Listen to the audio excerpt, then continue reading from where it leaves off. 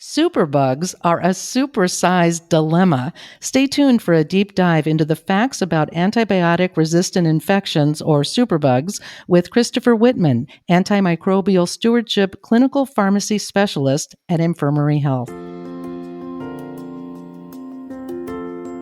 Welcome to LifeCast, the podcast from Infirmary Health.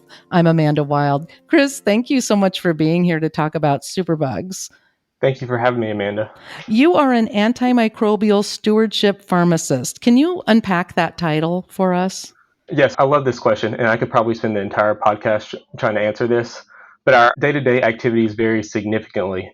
But ultimately, an antimicrobial stewardship pharmacist facilitates the safe and appropriate use of antimicrobial drugs.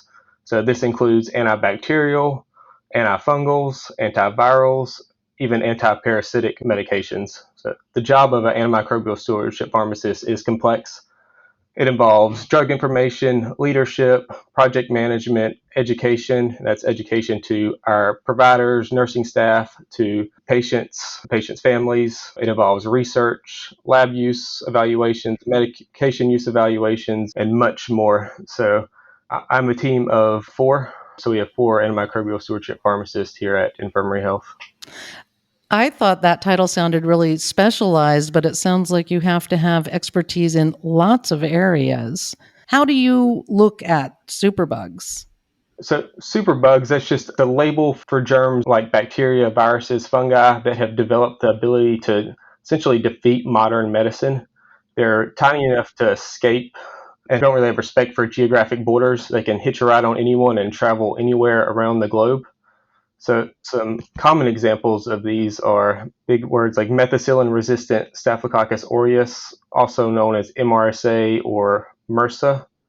Others in the news lately have been a drug-resistant or superbug gonorrhea there, and even a drug-resistant fungus known as Candida auris. So how do we treat superbugs? So the superbugs, it's the same initial bug, E. coli, and again, it's just developed those resistance mechanisms. So the common antibiotics like penicillin that we used to use, we had to use novel, newer antimicrobials there. And as this prevalence increases, we're starting to encounter some of these superbugs that are resistant to almost all of our common antibiotics, where we have to kind of step outside of the box. And some of these only IV antibiotics can be utilized. So this is how we work to stop resistance? So to stop resistance, that's multifactorial, so careful and appropriate use of antibiotics there, making sure that we're using the appropriate antibiotic when we have viruses such as the common cold, COVID, or the flu. We need to limit antibiotics there because, again, antibiotics are used to fight, they're antibacterial. They're not used for viruses there. So anytime that we are exposed to just one single dose of an antibiotic, we're potentiating their resistance. So according to estimates from the CDC, more than half of the antibiotics used in the U.S. that are prescribed are unnecessarily or used improperly there as well. That helps stop resistance. We want to use antibiotics for the shortest appropriate duration of therapy. So even our common infections that used to be treated for 7 or 14 days, our UTIs, there's data out there now showing that we only need 3 days of antibiotic exposure, because for every excess day of antimicrobial exposure, we're just at a higher risk of developing antimicrobial resistance now. Which results from overuse of antibiotics, and then these bacteria get to mutate, and that's how the bacterial resistance develops, if I'm understanding correctly. Yes, ma'am. And we want to use the most narrow and targeted antibiotic as possible.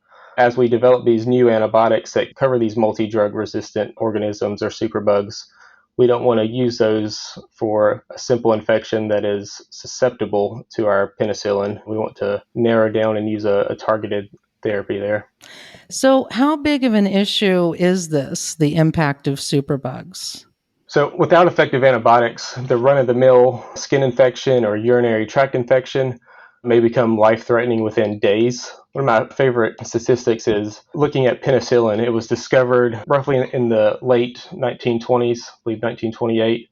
So in just under 100 years, antibiotics have changed modern medicine, really, and helped extend the average human lifespan by almost 23 years. So just showing how those common infections without antibiotics can really impact the lifespan. The World Health Organization and CDC consider antibiotic resistance to be one of the greatest global health threats that we have today.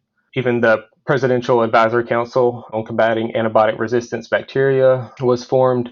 I know in the last president's annual budget, they did include a significant amount of funding there to address antimicrobial resistance as well. So superbugs are having a worldwide impact. What is the prevalence of superbugs in Alabama and the U.S. compared to worldwide? Yes, it's having a huge impact because you may not necessarily see it 100% day to day there, but for our children and future generations there, the antibiotics we're using now, at the track we're going, we may not have any antibiotics left. So nearly 3 million people across the U.S. each year face antibiotic-resistant infections each year, as reported by the CDC. Here locally in South Alabama at Infirmary Health, looking over the last 5 years, we have seen an increase in multi-drug resistance. Carbapenems are one of our biggest class of antibiotics. One example here is meropenem, and this used to be one of the quote-unquote big gun antibiotics, and we're seeing a lot more infections that are carbapenem resistant throughout not only South Alabama, but throughout the U.S. as well. So the same antibiotics that we could use 5 years ago to treat simple urinary tract infections, such as our fluoroquinolones like levofloxacin, ciprofloxacin, now those only work about 40 or 50% of the time here specifically in South Alabama. Wow, those are rapid changes. Are there any new antibiotics in the pipeline to treat infections caused by the superbugs? Yes, so again, our first antibiotic started in late 1920s, and it really wasn't until late 1960s that we first started developing true antimicrobial resistance. That was with our penicillin-resistant strep was first identified. Then in 2015, we released one of the first novel antibiotics to treat these multi-drug resistant gram-negative infections. There was a big lull of new antibiotics. But just in that same year that we released this new antibiotic, which was known as Avicaz or Ceftaz avibactam, that same year there was already a strain of bacteria that emerged resistance to this new antibiotic. So even as we come out with new antibiotics, the bacteria are fighting and emerging resistance there. So there are a few antibiotics in the pipeline. Just again, the CDC experts have warned that the current pipeline of our new antibiotics in development is not sufficient enough to meet the current resistance threat that we have out there today. So they are increasing funding there. So just extremely important for us to use what we have now in an appropriate manner because the resistance can be turned around. There has been data showing that as we decrease our broad spectrum antimicrobial use, we can also decrease our overall resistance. So not only do we have to look at inventing new drugs, but as we decrease our use of the ones we know, they may become more effective. Yes, ma'am. That's great information. Thank you so much for the 411 on superbugs. Awesome. Thank you, Amanda. That was Dr. Christopher Whitman, Antimicrobial Stewardship Clinical Pharmacy Specialist at Infirmary Health. For more information, visit infirmaryhealth.org. And if you enjoyed this podcast, please share on your social media. This is Lifecast, the podcast from Infirmary Health. I'm Amanda Wild, and we'll talk again next time.